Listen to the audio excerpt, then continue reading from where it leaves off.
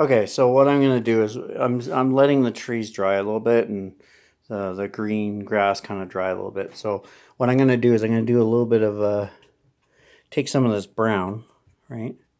And I'm gonna do some birds. Okay. So the trick with birds is basically start off with just like almost a V shape. Oh, you can see, but I'll try and angle a little bit. Try not to make it too thick. The thicker they are, the closer they look to you. So start with a little V, and then you can also put a little bit of legs if you want, right? Ultimately, you can use black as well, but I find if you use brown, it tends to, mix pretty good together. So, I'll do another one maybe right here. So I'll start off with a little bit of a V shape, right? And this is further away, so I want to make the V not as thick. And then there's the legs, you'll see, right? And so as you can see, this one looks a little bit closer, right? When you look at it, it looks a little bit closer. When you look at oops, and now I got brown. Awesome. Maybe I'll put another bird there. But and there's not such thing as mistakes, right? So, for example, I dropped something, so I dropped the paintbrush, so I'll make another one here, right? Use what you have, right? This one's a little bit closer because it's closer. It theoretically would be closer to you, right? So see how it's a little. So yeah, there you go. We make a little bit of a mistake, and you don't want to overload it with birds, right? So you step back and you say, okay, one or two birds there, maybe one over there, stuff like that. So I mean that in a way would be a little bit too many birds, but yeah, and then basically if you want, you can put a sun. I usually do the sun kind of like on the corner there, but if you want, you can kind of like put it peeking. I might even do that, kind of put a little bit of a sun, like the sun's going down. And then if I'm going to do that, when I kind of paint this here, I might even just use actually that's not a bad idea. I might use the brown that I use for the tree. So let's see how that turns out. I'm just going to kind of do it right on top. You want it very light though. Well, you can do it a little bit darker, right? And what you do is you spread it around, put it on pretty thick, and then you spread it around. So as if, like I said, ideally you want to do this. You want to do this before you really get into a lot of the detail, because then, but I wasn't sure. I've never made one of these before, so I wanted to see how to turn out. But as you can see, I want it to be somewhat clear, so I'm kind of using shading, it's called, right?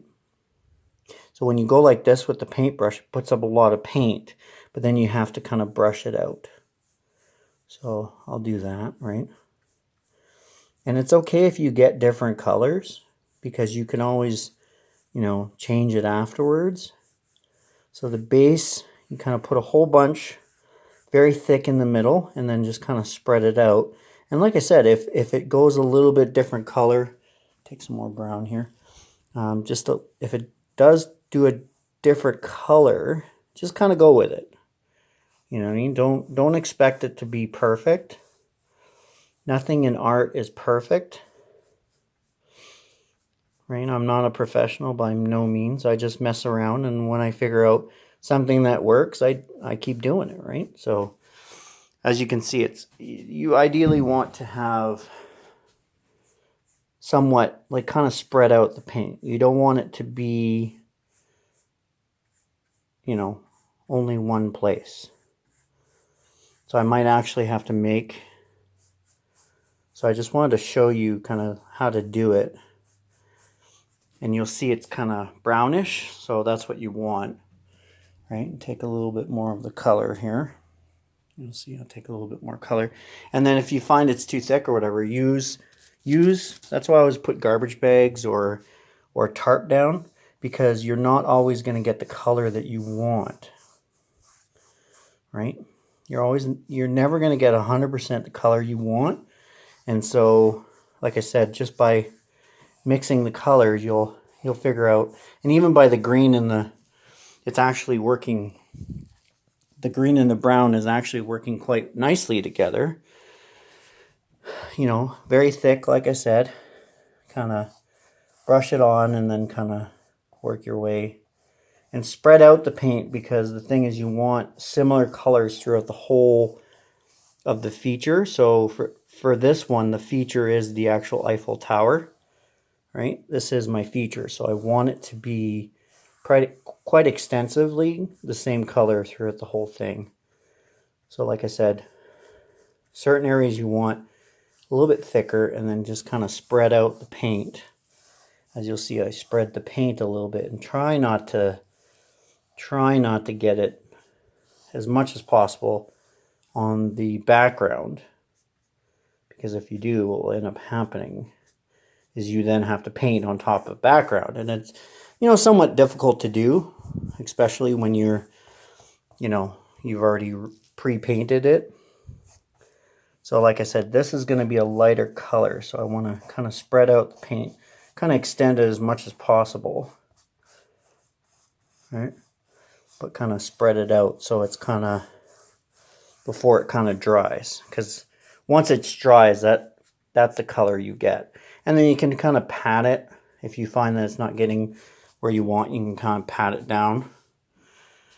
So I'll show you when I'm done.